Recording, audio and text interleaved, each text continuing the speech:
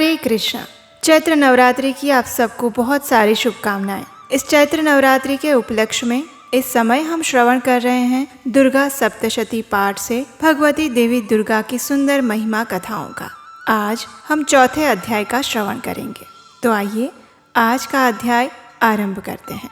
दुर्गा सप्तशती पाठ अध्याय 4। इंद्र आदि देवताओं द्वारा देवी की स्तुति। सिद्धि की इच्छा रखने वाले पुरुष जिनकी सेवा करते हैं और देवता जिन्हें हर प्रकार से घेर कर रहते हैं, उन जया नाम वाली दुर्गा देवी का ध्यान करें। उनके श्री अंगों की आभा काले मेघ के समान श्याम है। वे अपने कटाक्षों से शत्रु समूह को भय प्रदान करती हैं। उनके मस्तक पर आबद्ध चंद्रमा की रेखाएं सुशोभित हैं। वे अपने हाथों में शंख, चक्र, कृपाण और त्रिशूल धारण करती हैं। उनके 3 नेत्र हैं। वे सिंह के कंधे पर चढ़ी हुई है और अपने तेज से तीनों लोकों को परिपूर्ण कर रही है। ऋषि ने कहा, अत्यंत पराक्रमी दुरात्मा महिषासुर और उसकी दैत्य सेना के देवी के हाथ से मारे जाने पर इंद्र आदि देवता प्रणाम के लिए गर्दन तथा कंधे झुकाकर उन भगवती देवी दुर्गा का उत्तम वचनों द्वारा स्तवन करने लगे। उस समय उनके सुंदर अंगों में अत्यंत हर्ष के कारण रोमांच हो आया। सभी देवताओं ने कहा, संपूर्ण देवताओं की शक्ति का समुदाय ही जिनका स्वरूप है और जिन देवी ने अपनी शक्ति से संपूर्ण जगत को व्याप्त कर रखा है, समस्त देवताओं और महर्षियों की पूजनीय उन जगदम्बा को हम भक्ति पूर्वक नमस्कार करते हैं। वे हम लोगों का कल्याण करें। जिनके अनुपम प्रभाव और बल का वर्णन करने में भगवान शेषनाग, ब्रह्मा जी तथा महादेव जी भी समर्थ नहीं हैं। वे भगवती चंडिका संपूर्ण जगत का पालन और अशुभ भय का नाश करने का विचार करें। जो पुण्यात्माओं के घरों में स्वयं ही लक्ष्मी रूप से, पापियों के वहाँ दरिद्रता रूप से, शुद्ध अंतःकरण वाले पुरुषों के हृदय में बुद्धि रूप से, सत्पुरुषों में श्रद्धा रूप से और कुलीन मनुष्य में लज्जा रूप से निवास करती हैं, उन आप भगवती दुर्गा को हम नमस्कार करते हैं। हे देवी, आप संपूर्ण विश्व का पालन कीजिए। हे देवी, आपके इस अचिंत्य रूप का, असुरों का नाश करने वाले भारी पराक्रम का और समस्त देवताओं तथा दैत्यों के समक्ष युद्ध में प्रकट किए हुए आपके अद्भुत चरित्रों का हम किस प्रकार वर्णन करें। आप संपूर्ण जगत की उत्पत्ति के कारण हैं। आप में सत्व गुण, रजोगुण और तमोगुण, ये तीनों गुण उपस्थित हैं। फिर भी दोषों के साथ आपका संसर्ग नहीं जान पड़ता। भगवान विष्णु और महादेव जी आदि देवता भी आपका पार नहीं पाते। आप ही सबकी आश्रय हैं। ये समस्त जगत आपका अंशभूत है, क्योंकि आप सबकी आदिभूत अव्याकृता परा प्रकृति हैं।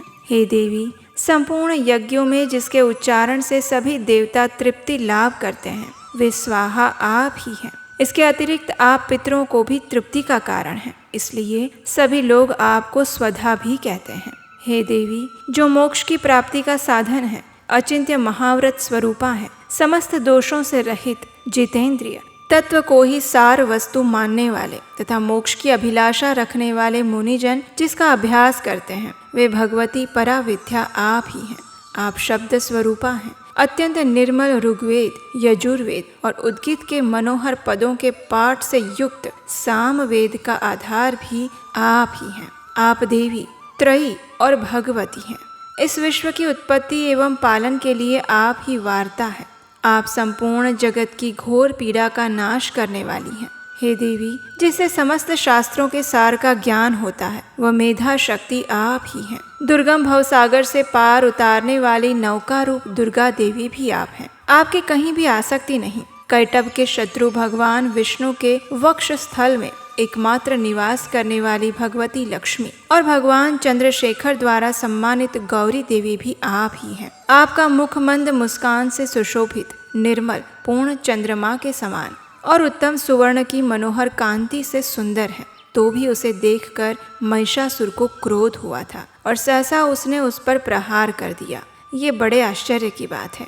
हे देवी, वही मुख जब क्रोध से युक्त होने पर उदय काल के चंद्रमा की भांति लाल और तनी हुई भौहों के कारण विकराल हो उठा, तब उसे देखकर जो महिषासुर के प्राण तुरंत नहीं निकल गए, ये उससे भी बढ़कर आश्चर्य की बात है। क्योंकि क्रोध में भरे हुए यमराज को देखकर भला कौन जीवित रह सकता है। हे देवी, आप प्रसन्न होइए। परमात्मा स्वरूपा आपके प्रसन्न होने पर जगत का अभ्युदय होता है और क्रोध में भर जाने पर आप तत्काल ही कितने ही कुलों का सर्वनाश कर देती हैं। ये बात अभी अनुभव में आई है, क्योंकि महिषासुर की ये विशाल सेना क्षण भर में आपके क्रोध से नष्ट हो गई है। सदा अभ्युदय प्रदान करने वाली आप जिन पर प्रसन्न होती हैं, वे ही देश में सम्मानित हैं। उन्हीं को धन और यश की प्राप्ति होती है। उन्हीं का धर्म कभी शिथिल नहीं होता। वे ही अपने रिष्ट पुष्ट स्त्री पुत्र और भृत्यों के साथ धन्य माने जाते हैं। हे देवी, आपकी ही कृपा से पुण्यात्मा पुरुष प्रतिदिन अत्यंत श्रद्धा पूर्वक सब प्रकार के धर्म अनुकूल कर्म करते हैं और उसके प्रभाव से स्वर्ग लोक में जाते हैं। इसलिए आप तीनों लोकों में निश्चय ही मनोवांछित फल देने वाली हैं। हे माँ दुर्गे, आप स्मरण करने पर सब प्राणियों का भय हर लेती हैं और स्वस्थ पुरुषों द्वारा चिंतन करने पर उन्हें परम कल्याणमयी बुद्धि प्रदान करती हैं। दुख, दरिद्रता और भय हरने वाली देवी, आपके सिवा दूसरी कौन है जिसका चित्त सबका उपकार करने के लिए सदा ही दयार्द्र रहता हो। हे देवी, इन राक्षसों के मारने से संसार को सुख मिले और ये राक्षस चिरकाल तक नरक में रहने के लिए भले ही पाप करते रहे हो, इस समय संग्राम में मृत्यु को प्राप्त होकर वे स्वर्ग लोक में जाएं। निश्चय ही यही सोचकर आप शत्रुओं का वध करती हैं।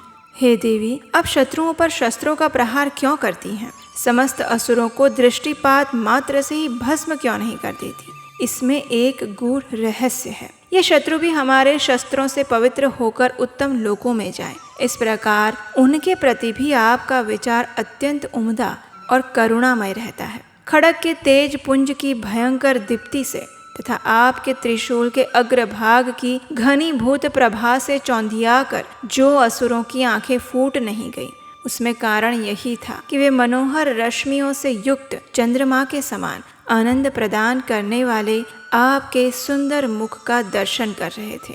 हे देवी, आपका चारित्र दुराचारियों के बुरे बर्ताव को दूर करने वाला है। साथ ही ये रूप ऐसा है जो कभी चिंतन में भी नहीं आ सकता और जिसकी कभी दूसरों से तुलना भी नहीं हो सकती। आपका बल और पराक्रम तो उन दैत्यों का भी नाश करने वाला है जो कभी देवताओं के पराक्रम को भी नष्ट कर चुके थे। इस प्रकार आपने शत्रुओं पर भी अपनी दया ही प्रकट की है। हे वरदायिनी देवी, आपके इस पराक्रम की किसके साथ तुलना की जा सकती है? शत्रुओं को भय देने वाला और अत्यंत मनोहर ऐसा रूप भी आपके सिवा और किसका हो सकता है? हृदय में कृपा और युद्ध में निष्ठुरता, ये दोनों बातें तीनों लोकों के अंदर मात्र आपके अंदर ही देखी गई है।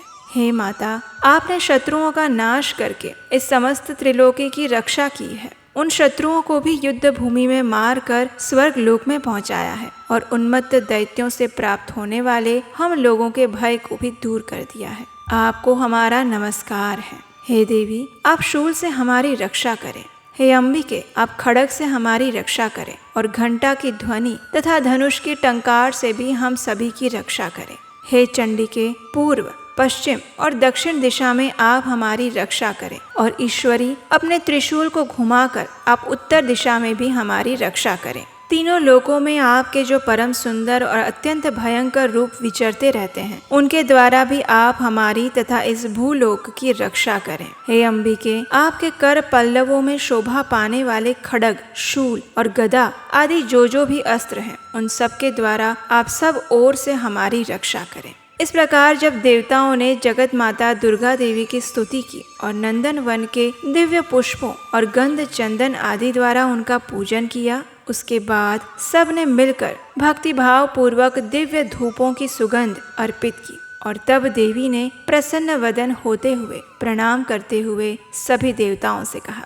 देवी ने कहा, हे देवताओं, आप सभी लोग मुझसे जिस वस्तु की अभिलाषा रखते हैं उसे मांगिए। तब देवताओं ने कहा, हे देवी भगवती, आपने हमारी सभी इच्छाएं पूर्ण कर दी हैं। अब कुछ भी शेष नहीं रहा, क्योंकि हमारा ये शत्रु महिषासुर मारा गया है। हे महेश्वरी, इतने भर भी यदि आप हमें और वर देना चाहती हैं तो हम जब जब आपका स्मरण करें तब तब आप दर्शन देकर हम सभी को महान संकट से दूर कर दीजिएगा। और प्रसन्न मुखी अंबिके, जो मनुष्य इन स्तोत्रों द्वारा आपकी स्तुति करे उसे धन, समृद्धि और वैभव देने के साथ ही उसके धन और स्त्री आदि संपत्ति को भी बढ़ाने के लिए आप सदैव हम पर प्रसन्न रहिए। ऋषि ने कथा को आगे बढ़ाते हुए कहा, हे राजन, देवताओं ने जब अपने तथा जगत के कल्याण हेतु भद्रकाली देवी को इस प्रकार सुंदर स्तवन द्वारा प्रसन्न किया, तब देवी तथास्तु कहकर वहां से अंतर्ध्यान हो गई। हे राजन, इस प्रकार पूर्व काल में तीनों लोकों का हित चाहने वाली देवी जिस प्रकार देवताओं के शरीर से प्रकट हुई थी, वो सभी कथा मैंने आपको कह सुनाई। अब पुनः देवताओं का उपकार करने वाली वे देवी दुष्ट दैत्यों और शुंभ तथा निशुंभ का वध करने और सभी लोगों की रक्षा करने के लिए गौरी देवी के शरीर से जिस प्रकार प्रकट हुई थी, अब वो प्रसंग मैं सुनाता हूँ। मैं उसका यथावत वर्णन करने जा रहा हूँ, ध्यान से सुनिए। इस प्रकार श्री मार्कंडेय पुराण में सावर्णिक मनवंतर की कथा के अंतर्गत देवी महात्म्य में शक्र आदि स्तुति नामक चौथा अध्याय पूर्ण हुआ। तो ये थी चैत्र नवरात्रि के उपलक्ष्य में दुर्गा सप्तशती पाठ के चौथे अध्याय की संपूर्ण कथा। हमें आशा है कि ये कथा आपको अच्छी लगी होगी। अगर ऐसा है तो इस कथा को लाइक कीजिए, शेयर कीजिए और अगर अभी तक नहीं किया है तो चैनल को सब्सक्राइब कर लीजिए, नोटिफिकेशन ऑन रखिए। आप हमारे व्हाट्सएप कम्युनिटी ग्रुप के साथ भी जुड़ सकते हैं, जहां ऐसे ही सुंदर प्रमाणभूत वैदिक जानकारियां आपको मिलती रहेगी। उसका लिंक नीचे डिस्क्रिप्शन बॉक्स में दिया गया है। और हम आपसे मिलेंगे इसी दुर्गा सप्तशती पाठ के अगले अध्याय की कथा के साथ बहुत जल्द। हरे कृष्णा।